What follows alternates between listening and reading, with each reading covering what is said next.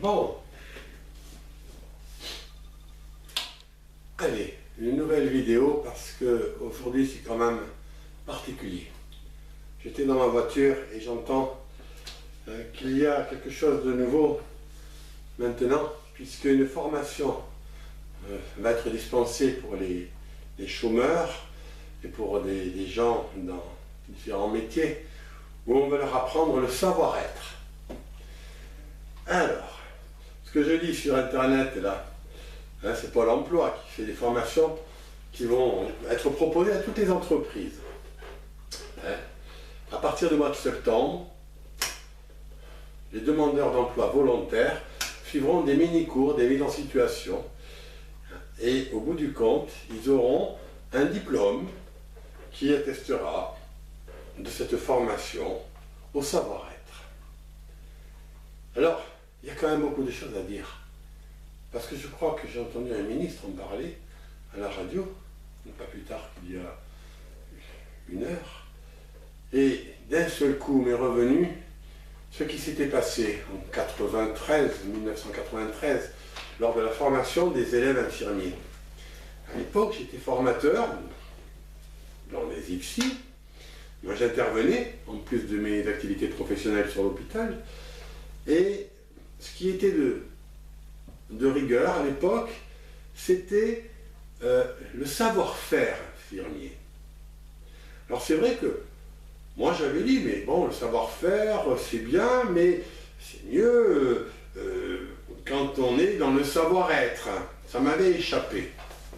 Ouh, mais ça a été repris de suite.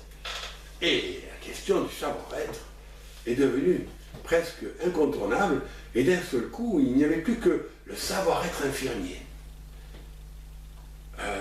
Ça avait largement dépassé ma pensée, parce que je n'étais pas dans cette optique-là. Ce que j'avais imaginé, c'était que, au lieu de faire l'infirmier, ce qui serait un apprentissage pour faire l'infirmier, comme on apprendrait à conduire pour faire le pilote automobile.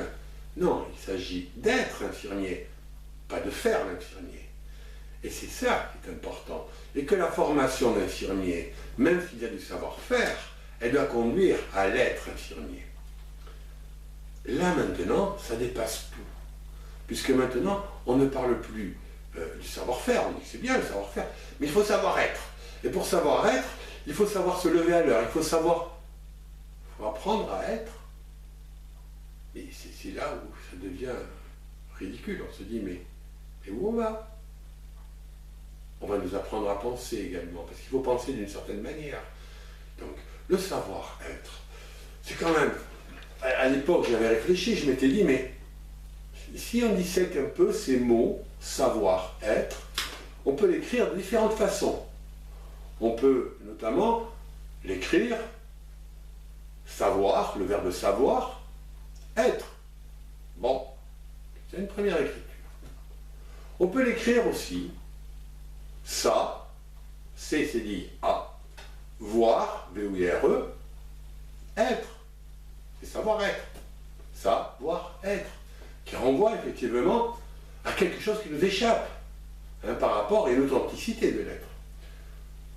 On peut l'écrire aussi S', avoir, être.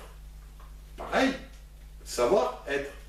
Mais là, on a les deux auxiliaires, avoir et être, avec le S. Ça voudrait dire quoi? C'est-à-dire se faire avoir par l'être, ou avoir l'être en savoir. C'est très compliqué tout ça. Ça, c'est quelque chose effectivement où on se ferait avoir par quelque chose. Mais en tout cas, on est assuré. Si on apprend à être, on est assuré de ne pas être. C'est bien là le problème. C'est qu'on va vous apprendre à être, on va nous apprendre, parce que moi compris, on va m'apprendre à être. À être peut-être un futur vieux qui doit être comme tous les vieux. C'est terrible. C'est-à-dire que là, on est dans un obscurantisme grandissant. Et cette vidéo, je la lance un petit peu comme une bouteille à la mer en disant, mais où on va? Savoir-être. Apprendre à savoir-être. Mais faudrait-il encore qu'il y ait des gens qui sachent être pour apprendre aux autres à être? Mais que l'être, ça ne s'apprend pas, ça s'acquiert avec le temps, avec l'expérience. Peut-être on en la rencontre, peut-être que le terme est mal choisi, peut-être qu'on peut apprendre à savoir faire pour être. C'est un petit peu différent. Mais en même temps, si on est dans le savoir-faire pour être, il y a plein de solutions là. C'est-à-dire qu'effectivement, à quoi conduit une psychothérapie? À être un peu plus. Ou plutôt à non-être un peu moins. Je ne sais pas si vous pouvez saisir cette différence. Et l'inquiétude qui est la mienne, c'est qu'on va nous apprendre à être, on va nous apprendre à penser, et que d'ici peut-être quelques décennies, il n'y aura plus de liberté. Parce qu'on devra correspondre à une norme qui sera définie. On va définir l'être pour que l'être, enfin, soit toujours le même. À part certains, bien sûr, c'est-à-dire ceux qui décident que les autres doivent être comme eux pensent. Et là, on est dans la dictature, dans le meilleur des mondes. C'est pas sans me rappeler aussi un combat qui a été le mien et que je livre aussi dans ce coup de gueule particulier que je vous envoie parce que je crois que c'est important de réveiller tout ça, de remuer tout ça. Par rapport à l'accompagnement en soins palliatifs. Là aussi, il y a beaucoup à redire. Quand j'ai interrompu, quand j'ai arrêté mon implication dans les soins palliatifs en 2010, j'en étais arrivé avec quelques-uns à me questionner sur la notion de mort idéale. Ce qu'on avait appris depuis l'instauration des soins palliatifs dans les hôpitaux, c'est-à-dire depuis 1998, à accompagner jusqu'au bout, c'est-à-dire à guider, pas à guider, à accompagner, pas à organiser. Et ce qui m'est apparu dans les années 2007-2008, où j'étais pas le seul des premiers des soins palliatifs dans les hôpitaux, à me questionner, on se questionnait à plusieurs, se disant mais on arrive dans le palliativement correct, c'est-à-dire que maintenant les canons c'est la bonne mort, comme il y a eu la bonne naissance pour tout le monde. Comment ça vous ne voulez pas des calmants pour votre fin de vie? Mais enfin, vous aurez moins mal. Comment ça, madame, vous ne voulez pas de péridurale pour votre accouchement? Mais enfin, faut progresser.